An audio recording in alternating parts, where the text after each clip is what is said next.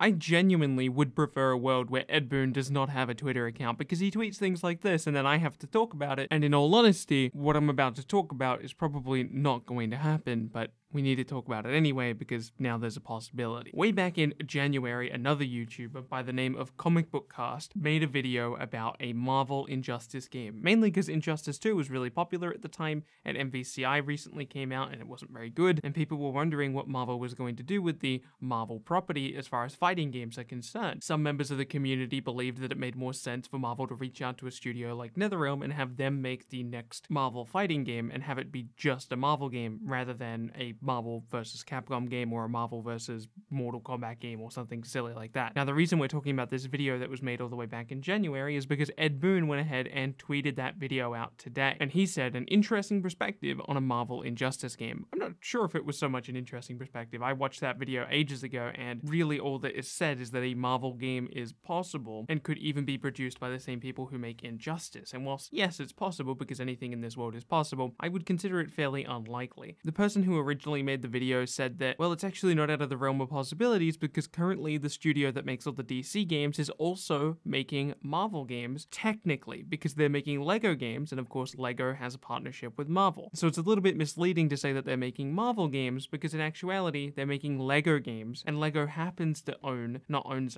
happens to have a partnership with Marvel. So just because Lego has a partnership with Warner Brothers doesn't mean Marvel does.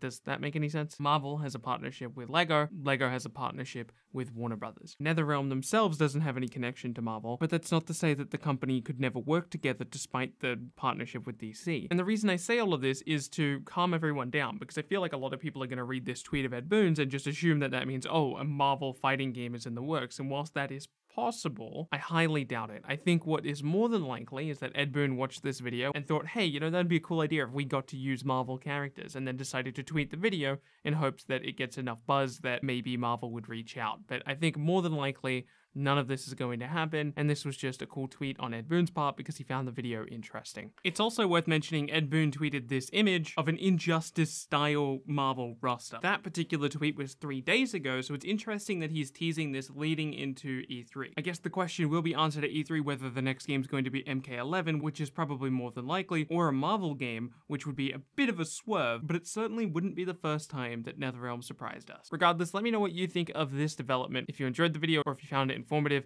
leave a like on the video, it helps other people find it. My name is BlazBlue, and I will see you in tomorrow's video.